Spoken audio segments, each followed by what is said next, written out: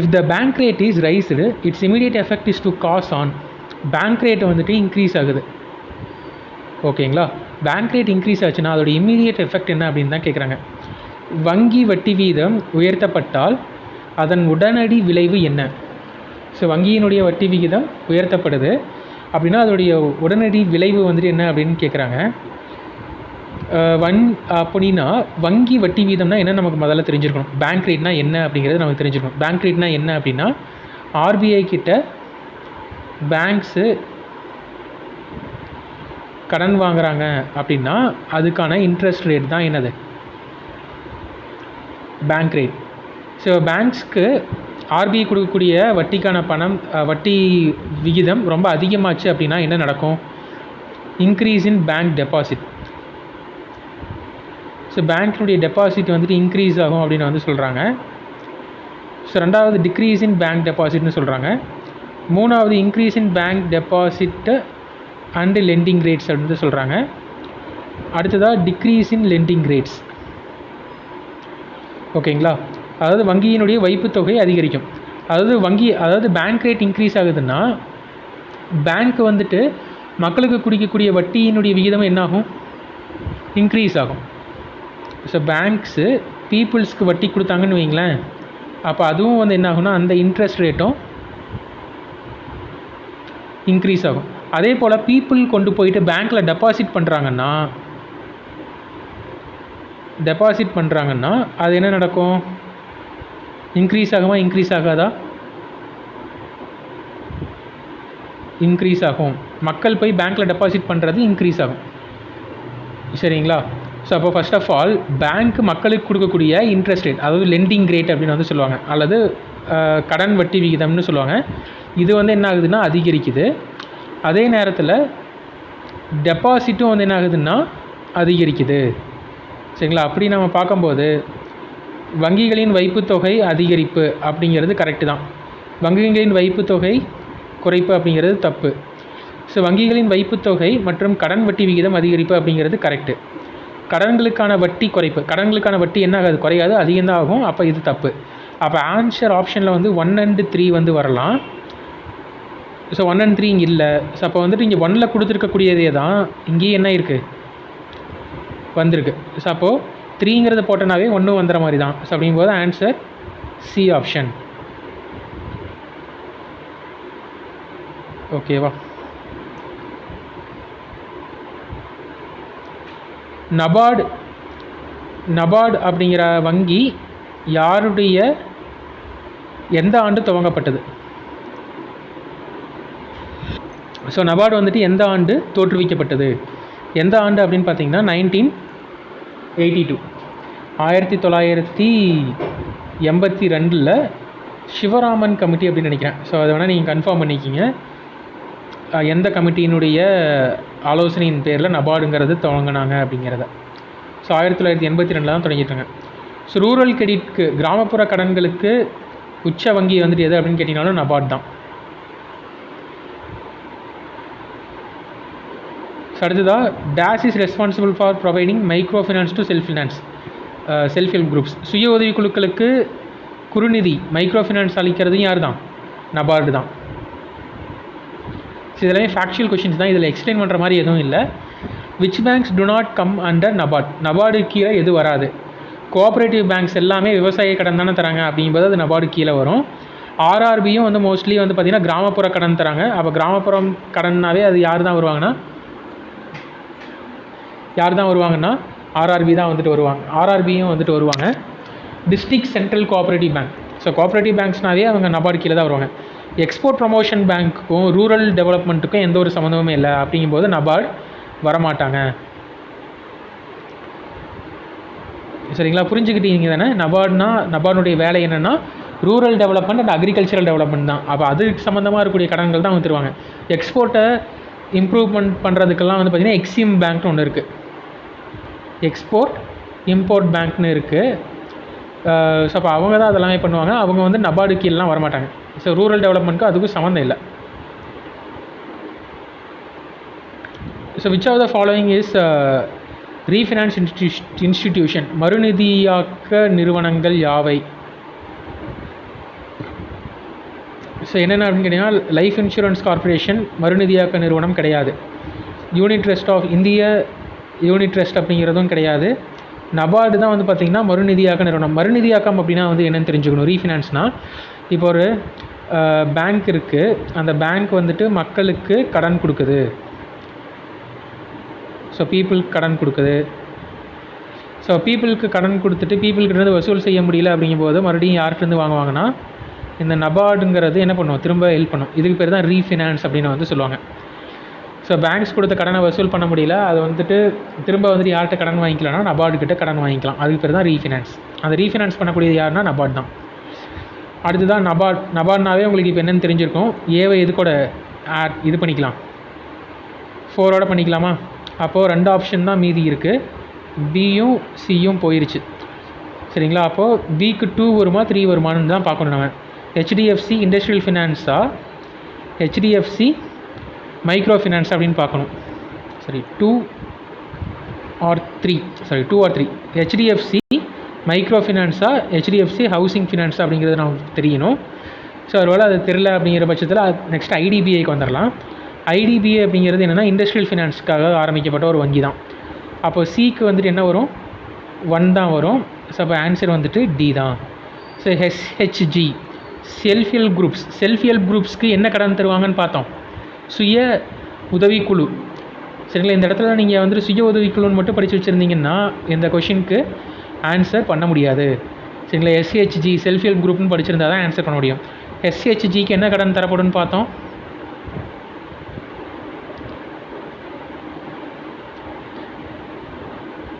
Self help குரூப்ஸ்க்கு micro finance தருவாங்கன்னு பார்த்தாங்களா? மைக்ரோ ஃபினான்ஸ் கடன் யார் தராங்க, நபார்டு வந்து தராங்க. ஸோ அப்போ இங்கே இடத்துல செல்ஃப் ஹெல்ப் குரூப்ஸ்க்கு எதை இது பண்ணிக்கலாம், முன்னாடி பார்த்த கொஷின் வச்சு இதுக்கு ஆன்சர் பண்ணிடலாம். செல்ஃப் ஹெல்ப் குரூப்னா மைக்ரோ ஃபினான்ஸு, செல்ஃப் ஹெல்ப் குரூப்னா மைக்ரோ ஃபினான்ஸ். அப்போ டிக்கு வந்துட்டு 2. சரிங்களா? இதை வச்சு நம்ம மேட்ச் பண்ணலாம் ஈஸியாக. ஹெச்டிஎஃப்சிங்கிறது வந்துட்டு அப்படின்னா என்னது, housing finance. HDFC housing finance. சரிங்களா? So rural infrastructural development fund. Rural இன்ஃப்ராஸ்ட்ரக்சர்னாவே அது கீழே யார் வந்துடணும், நபார்ட். ஆர்பிஐக்கும் ரூரலுக்கும் சம்மந்தமே இல்லை, அவங்க இதுக்குள்ளெலாம் தலையிட மாட்டாங்க. சிட்பி வந்துட்டு இண்டஸ்ட்ரிக்கு, அதே போல் ஐடிபிஐயும் இண்டஸ்ட்ரிக்கு தான். சரிங்களா? சிட்பி ஐடிபிஐலாம் எதுக்கான பேங்க்கு, இண்டஸ்ட்ரிக்கான பேங்க்.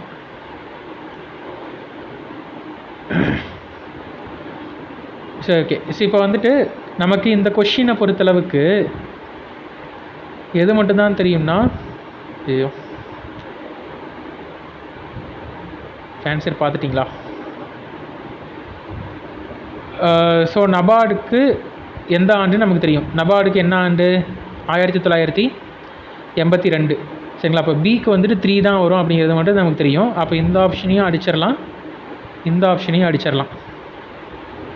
சரியா?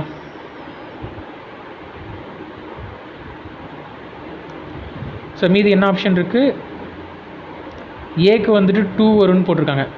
ஏக்கு வந்துட்டு 2 1951 சொல்கிறாங்க, அல்லது 4 1976ன்னு சொல்கிறாங்க. அடுத்ததாக சிக்கு வந்துட்டு என்ன தான் வருங்களாம், 1 தான் வரும். அக்ரிகல்ச்சரல் ரீஃபினான்ஸ் கார்பரேஷன் 1963 தான். அப்போ அது வந்துட்டு நம்ம மேட்ச் பண்ணியாச்சு. இப்போ ஐடிபிஐ இது தான் நம்ம வந்து மேட்ச் பண்ணணும். IDBI state finance corporations. So maybe IDBI வந்து 1951 ஆகவும் ஸ்டேட் ஃபினான்ஸ் கார்பரேஷன் 1976 தான் வந்துட்டு இருக்கும். ஸோ நம்ம பார்த்துக்கலாம். சரிங்களா? ஐடிபிஐ 1976ங்க. சரியா? ஐடிபிஐ எப்போ வந்திருக்கு, ஐடிபிஐ 1976, நபார்டு 82, இது வந்துட்டு 63, ஸ்டேட் ஃபினான்ஸ் கார்பரேஷன் தான் 1951. சரிங்களா? இதெல்லாம் ஞாபகம் வச்சுக்கோங்க. ஐடிபிஐ 1976, நபார்டு 1982. நபார்டு உங்களுக்கு இப்போ ஞாபகம் வர ஆரம்பிச்சிருக்கோம் 1982ன்னு.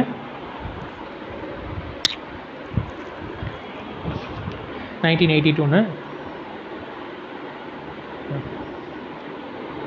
So agricultural refinance development corporation அப்படிங்கிறது 1963 ஆரம்பிச்சிருக்கோம். ஸ்டேட் ஃபினான்ஸ் கார்பரேஷன் அப்படிங்கிறது 1951 ஆரம்பிச்சிருக்கோம். சரி, ஓகே. ஸோ இந்த அக்ரிகல்ச்சரல் ரீஃபினான்ஸ் டெவலப்மெண்ட் கார்பரேஷன் அப்படின்னா என்னென்னா, ஸோ ஃபஸ்ட்டு இந்தியா இண்டிபெண்டன்ஸ் ஆனதுக்கு பிறகு ஆர்பிஐ தான் என்ன பண்ணுறாங்கன்னா அக்ரிகல்ச்சரல் ரீஃபினான்ஸ் எல்லாத்தையுமே பார்த்துக்கிறாங்க. ஆர்பிஐ கீழே அக்ரிகல்ச்சரல் ரீஃபினான்ஸ் டிபார்ட்மெண்ட் அப்படிங்கிற மாதிரி ஒரு டிபார்ட்மெண்ட் இருந்துச்சு. அக்ரிகல்ச்சரல் கிரெடிட் டிபார்ட்மெண்ட் ஒன்று இருந்துச்சு. அவங்க தான் வந்து எல்லாத்தையுமே பார்த்துக்கிட்டாங்க. அப்புறம் அவங்களுடைய ஒர்க் லோட் ரொம்ப அதிகமாகிறத பார்த்துட்டு இதுக்குன்னு தனியாக ஒரு அமைப்பை ஏற்படுத்தணும் அப்படிங்கிறதுக்காக ஏற்படுத்தின அமைப்பு தான் அக்ரிகல்ச்சரல் ரீஃபினான்ஸ் டெவலப்மெண்ட் கார்ப்பரேஷன். இது வந்து ஒரு ஸ்டாட்யூட்டரி பாடி. ஸ்டாட்யூட்டரி பாடி அப்படின்னா ஒரு சட்டப்பூர்வமான அமைப்பு. சட்டம் இயற்றி 1963 பாராளுமன்றத்தினால் ஒரு சட்டம் இயற்றி கொண்டு வரப்பட்ட அமைப்பு. இந்த அமைப்பு தான் வந்து பார்த்திங்கன்னா 1963க்கு பிறகு அக்ரிகல்ச்சரல் கிரெடிட் எல்லாத்தையுமே பார்த்துக்கிறாங்க. ஆனால் அதுக்கு பிறகு வந்து பார்த்திங்கன்னா இந்த அக்ரிகல்ச்சரல் ரூரல் இதெல்லாத்தையும் சேர்த்த மாதிரி ஒரு அமைப்பை ஏற்படுத்தணும் அப்படின்ட்டு கவர்மெண்ட் வந்து நினைக்கிறாங்க. அதனால பின்னாடி சிவராமன் கமிட்டி அப்படிங்கிற கமிட்டி வந்து போட்டு அந்த கமிட்டியினுடைய ரெக்கமெண்டேஷன் படி என்ன பண்ணுறாங்கன்னா 1982 நபார்டு அப்படிங்கிற ஒரு வங்கியை தொடங்குறாங்க. இன்னும் நபார்டு தான் வந்து என்ன பண்ணுறாங்க, rural credit, agricultural credit, self help குரூப்ஸ்க்கான மைக்ரோ ஃபைனான்ஸ் கிரெடிட்டு இது எல்லாத்தையுமே வந்து பார்த்துக்கிறாங்க. சரிங்களா? இப்போ இதை பற்றின ஒரு ஓவர்வியூ வந்து கிடச்சிருக்கும் அக்ரிகல்ச்சரல் ஃபினான்ஸை பற்றி. ஓகே, ஸோ நம்ம வெற்றிகரமாக பேங்கிங் இதில் Nayak committee, Tarapore committee, Arjun Sengupta committee, Rajamannar committee. So நீங்கள் பாலிட்டி கிளாஸில் பார்த்துருப்பீங்க. ராஜமன்னார் கமிட்டிங்கிறது சென்டர் ஸ்டேட் ரிலேஷன்ஸ்க்கான கமிட்டி. இதுக்கும் எக்கனாமிக்கும் சம்மந்தம் இல்லை. பட் வந்துட்டு நீங்கள் இங்கே கொடுத்துருக்காங்க Rajamannar committee centre state relation. Suppose சிக்கு வந்துட்டு என்ன தான் ஆன்சர் வரும், 2 தான் வரும். சரிங்களா? பியும் டியும் வந்துட்டு போயிடுது. ஸோ நெக்ஸ்ட்டு மீதி இருக்கக்கூடிய இதெல்லாம் உங்களுக்கு மோஸ்ட்லி ஐடியாஸ் இருக்காது. ஸோ நாயக் கமிட்டி வந்துட்டு என்ன அப்படின்னு கேட்டிங்கன்னா availability of credit to SSI, small scale இண்டஸ்ட்ரீஸ்க்கு கிரெடிட் வந்துட்டு கொடுக்கணும், சிறிய அளவு தொழிற்சாலைகளுக்கு கடன் கொடுக்கணும் அப்படிங்கிறது தான் வந்து பார்த்திங்கன்னா நாயக் கமிட்டியினுடைய recommendation. So next Tarapore committee. Tarapore கமிட்டிங்கிறது கேபிட்டல் அக்கௌண்ட் கன்வெர்ட்டபிலிட்டி, மூலதன கணக்கு மாற்றுத்திறன். சரிங்களா? ஸோ மூலதன கணக்கு மாற்றுத்திறன். மூலதன கணக்கு மாற்றுத்திறன் அப்படின்னா என்னென்னா, இப்போது வேர்ல்டு கண்ட்ரீஸ் இருக்குது, இந்தியா இருக்குது, ட்ரேடு பண்ணுறாங்கன்னு பார்த்தோம் தானே போன கிளாஸில். இப்போ ஒரு பொருளை இம்போர்ட் பண்ணுறாங்க அல்லது எக்ஸ்போர்ட் பண்ணுறாங்க. இம்போர்ட் பண்ணுறாங்கன்னா இந்தியா வந்து என்ன பண்ணணும், டாலராக ருப்பியை மாற்றி அதுக்கு பிறகு பொருட்களை உள்ளே இறக்குமதி செய்யணும். அதை ஏற்றுமதி பண்ணுறாங்கன்னா வெளியாட்கள் வந்து என்ன பண்ணுவாங்கன்னா நம்ம டாலரை ருப்பியாக மாற்றி நம்மள்கிட்ட பொருளை வாங்குவாங்க. ஸோ இந்த மாதிரி இது வந்து பார்த்திங்கன்னா கரண்ட் அக்கௌண்ட்னு சொல்லுவாங்க. இந்த மாதிரி ட்ரேடெல்லாம் வந்து பார்த்திங்கன்னா எதுக்குள்ளே வரும்னா கரண்ட் அக்கௌண்ட்டுக்குள்ளே வரும். சரிங்களா? ஸோ இந்த மாதிரி ட்ரேடுக்கு வந்து நம்ம கரண்ட் அக்கௌண்ட்டில் எவ்வளோ பணத்தை வேணாலும் என்ன பண்ணிக்கலாம், கன்வெர்ட் பண்ணிக்கலாம். Dollar to rupee, rupee to டாலராக கன்வெர்ட் பண்ணிக்கலாம். சரிங்களா? இதே வந்து கேபிட்டல் அக்கௌண்ட்னு ஒன்று இருக்குது. கேபிட்டல் அக்கௌண்ட்னா எதுவும் இல்லை, இப்போது வெளிநாட்டிலேருந்து ஒருத்தர் இந்தியாவில் இன்வெஸ்ட்மெண்ட் பண்ணுறாரு. சரிங்களா? வந்து இன்வெஸ்ட்மெண்ட் பண்ணுறாரு. ஃபார் எக்ஸாம்பிளுக்கு இப்போ வோடாஃபோன் ஐடியா கம்பெனி இருக்குன்னா அது வந்துட்டு ஒரு எஃப்டிஐ, வெளிநாட்டுக்காரங்க தான் வந்து என்ன பண்ணியிருக்காங்க, அதை ஸ்டார்ட் பண்ணியிருக்காங்க. அப்போ வெளிநாட்டிலேருந்து டாலரை கொண்டு வந்து என்னவா மாற்றிருக்கணும், ருப்பியாக மாற்றி அதுக்கு பிறகு தான் இந்தியாவில் அந்த கம்பெனியை தொடங்கியிருக்கணும். சரிங்களா? இதுக்கு பேர் தான் கேபிட்டல். அதாவது இது வந்து என்னென்னா கேபிட்டல் டிரான்சாக்ஷன்னு சொல்லுவாங்க, கேபிட்டல் அக்கௌண்ட் டிரான்சாக்ஷன். இந்த மாதிரி கேபிட்டல் அக்கௌண்ட் டிரான்சாக்ஷனில் நம்ம டாலரை ருப்பியாக கன்வெர்ட் பண்ண முடியுமா அப்படின்னு கேட்டிங்கன்னா அதை பண்ணலாம் அப்படின்னு சொன்னால் தான் இந்த கேபிட்டல் அக்கௌண்ட் கன்வெர்ட்டபிலிட்டி. தாராப்பூர் கமிட்டியினுடைய ரெக்கமெண்டேஷன் படி தான் இந்தியாவில் வந்துட்டு என்ன பண்ணுறாங்கன்னா ஃபாரின் டைரக்ட் இன்வெஸ்ட்மெண்ட், வெளிநாட்டுக்காரங்க இந்தியாவில் வந்துட்டு இன்வெஸ்ட்மெண்ட் பண்ணுறாங்க அப்படின்னா ஃபுல்லாக கன்வெர்ட் பண்ணிக்கலாம். ஒரு சில துறைகளில் ஃபுல்லாக கன்வெர்ட் பண்ணிக்கலாம், ஒரு சில துறைகளில் ஃபுல்லாலாம் கன்வெர்ட் பண்ண முடியாது. சரிங்களா?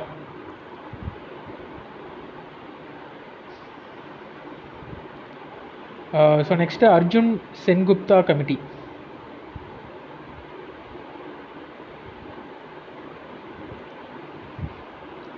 அர்ஜுன் சென்குப்தா கமிட்டி வந்து பார்த்திங்கன்னா எதுக்காக அப்படின்னா அமைப்பு சாரா துறை, அன்ஆர்கனைஸ்டு செக்டார். சரிங்களா? அமைப்பு சாரா துறைனா இந்த கடை வச்சுருக்கவங்க, அது இல்லாமல் சின்ன சின்ன கம்பெனிஸில் வேலை செய்கிறவங்க, ஸோ இந்த பிஎஃப்லாம் வந்துட்டு இருக்காது, அந்த மாதிரி இருக்கக்கூடியவங்கலாம் வந்து பார்த்திங்கன்னா அன்ஆர்கனைஸ்டு செக்டார்னு சொல்கிறாங்க. அப்போ யாரெல்லாம் அன்ஆர்கனைஸ்டு செக்டார் அப்படிங்கிற பிரிக்கிறதுக்காக போடப்பட்ட கமிட்டி தான் Arjun Sengupta committee. So next question, bank merger.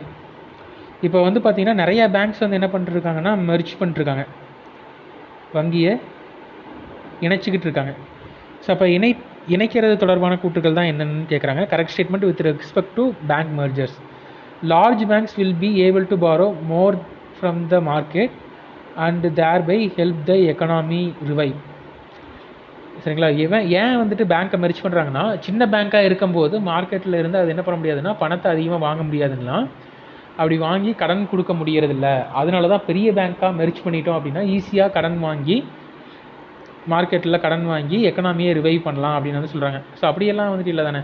பெரிய பேங்க்காக இருந்தால் என்ன, சின்ன பேங்க்காக இருந்தேன், எந்த பேங்க்னாலும் மார்க்கெட்லேருந்து பணத்தை வசூல் செஞ்சு பாரோ பண்ணி அதன் மூலமாக எக்கனாமியை ரிவைவ் பண்ணுறதுக்கு கடன்கள் கொடுக்கலாம்.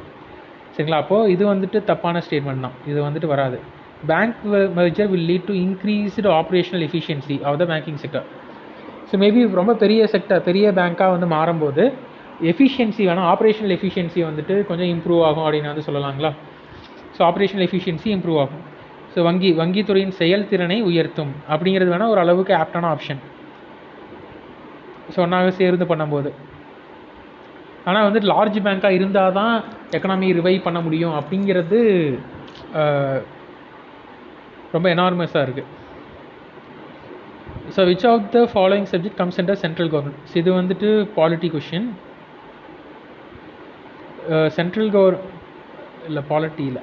ஸோ பாலிட்டிலையும் வரும், இது பேங்கிங்கை பற்றி வரனால எக்கனாமிக்ஸ்லேயும் வரும். ஸோ சென்ட்ரல் கவர்மெண்ட் சப்ஜெக்டில் இருக்கக்கூடியது பேங்கிங். ஸோ பேங்க்ஸ் எல்லாமே வந்துட்டு யாருடைய கண்ட்ரோலில் வரும்னா ஆர்பிஐ யாருடைய கண்ட்ரோலில் வருவாங்கன்னா சென்ட்ரல் கவர்மெண்ட்டில் வருவாங்க. சரிங்களா? Agriculture state government. சரி, இதெல்லாம் என்னென்ன செக்டார்னு ஒரு ஸ்க்ரீன்ஷாட் எடுத்து என்னென்ன லிஸ்ட்டில் வருதுன்னு பார்த்துங்க. என்னென்ன சப்ஜெக்ட், அக்ரிகல்ச்சர் எந்த சப்ஜெக்ட்டில் வருது, ஸ்டேட் லிஸ்ட்டில் வருதா, சென்ட்ரல் லிஸ்ட்டில் வருதா, இல்லது கன்கரண்ட் லிஸ்ட்டில் வருதா, பப்ளிக் ஹெல்த்து கன்கரண்ட் லிஸ்ட்டில் வருதா அல்லது ஸ்டேட் லிஸ்ட்டில் வருதா, ப்ரிஷன் ஸ்டேட் லிஸ்ட்டில் வருதா கன்கரண்ட் லிஸ்ட்டில் வருதா அப்படிங்கிறத செக் பண்ணுங்கள். In January 2019, the Indian government approved the merger of 3 banks. Which of the following does not figure in a merger? So என்ன பண்ணாங்க அப்படின்னா, விஜயா பேங்க் அண்ட் தீனா பேங்க்கை பேங்க் ஆஃப் பரோடாவோட என்ன பண்ணியிருப்பாங்கன்னா மர்ஜ் பண்ணியிருப்பாங்க. சரிங்களா? ஸோ லக்ஷ்மி விலாஸ் பேங்க் தனியாகவே தான் இருக்குது. அதுக்கும் சம்மந்தம் இல்லை, மெர்ஜருக்கும் அதுக்கும் சம்மந்தம் இல்லை. சரிங்களா? 2019 ஒரு 3 பேங்க்கை மெர்ஜ் பண்ணாங்க.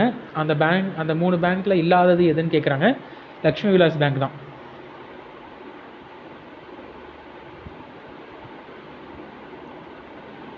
விச் பேர் இஸ் நாட் கரெக்ட்? ஆர்பிஐ அப்படிங்கிறத பேங்கர்ஸ் பேங்க் அப்படின்னு வந்து சொல்லுவாங்க. ஸோ பேங்கர்ஸ் பேங்க் அப்படின்னா, இப்போ நாம் எல்லோரும் எப்படி பேங்க்கில் ஒரு அக்கௌண்ட் வச்சுருக்கோமோ அதே நமக்கு ஏதாச்சும் கடன் வேணும்னா நம்ம யார்கிட்ட தான் கடன் வாங்குகிறோம்? பேங்க்கில் தான் போய் கடன் வாங்குகிறோம். ஸோ அதே போல் ஆர்பிஐ கிட்ட எல்லா பேங்க்கும் அக்கௌண்ட் வச்சுருப்பாங்க. அவங்களுக்கு ஏதாச்சும் கடன் தேவைகள் இருக்குன்னா ஆர்பிஐ போய் வாங்குவாங்க. அதனால தான் ஆர்பிஐயை பேங்கர் பேங்க், வங்கிகளின் வங்கி அப்படின்னு வந்து சொல்கிறாங்க.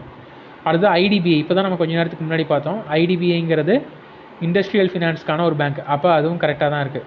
எக்ஸிம் பேங்க்குங்கிறது இப்போ தான் நம்ம பார்த்தோம், எக்ஸ்போர்ட் அண்ட் இம்போர்ட்கான பேங்க் தான். ஸோ எஃப்சிஐ அப்படிங்கிறது ஃபினான்ஷியல் அசிஸ்டன்ஸ் டு கமர்ஷியல் இன்ஸ்டிடியூஷன்ஸான்னு கேட்டிங்கன்னா இல்லை. ஸோ எஃப்சிஐ அப்படின்னா food corporation of India.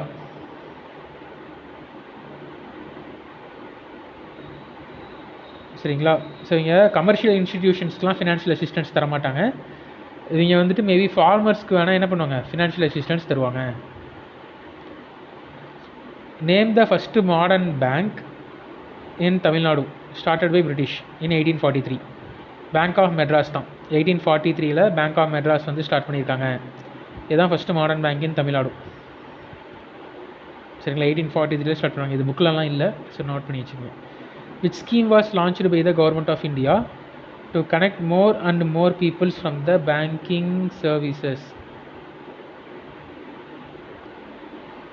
So which scheme was launched by the government of India to connect more and more peoples from banking services? PM Jan Dhan Yojana தாங்க. So PM Jan Dhan Yojana இப்போ நீங்கள் எல்லாருமே கேள்விப்பட்டிருப்பீங்க, இந்த ஃப்ரீ அக்கௌண்ட்லாம் வந்துட்டு இருக்குன்னு. சரிங்களா? ஃப்ரீ அக்கௌண்ட் அல்லது zero balance account. So zero balance அக்கௌண்ட்ங்கிறது எந்த யோஜனா கீழே திறக்கிறாங்க அப்படின்னா ஜன்தன் யோஜனா கீழே. ஸோ இதை வந்துட்டு என்ன அப்படின்னு சொன்னால் ஃபினான்ஷியல் இன்க்ளூஷன் அப்படின்னு வந்து சொல்லுவாங்க. இந்த ஸ்கீம் ஃபினான்ஷியல் இன்க்ளூஷன், அதாவது எல்லா மக்களையும் அதாவது பேங்கிங்கில் ஒரு அங்கமாக மாற்றணும் அப்படிங்கிறது தான் வந்துட்டு இந்த PM ஜன்தன் யோஜனா.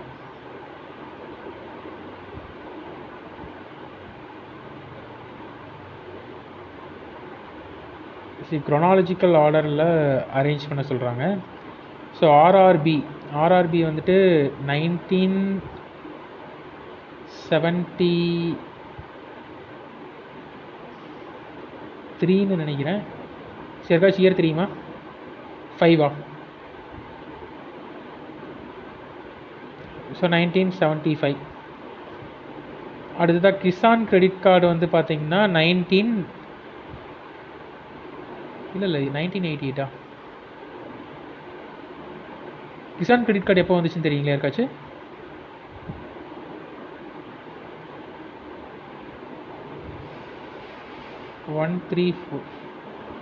என்னங்க? ஸோ இதுக்கான ஆன்சர் வந்துட்டு 1342. Which committee was constituted to assess the profitability of public sector banks? So public sector பேங்க்ஸ்னுடைய ப்ராஃபிட் எப்படி இருக்குது அப்படிங்கிறத அசஸ் பண்ணுறதுக்கு கமிட்டிஸ் வந்து போட்டாங்க.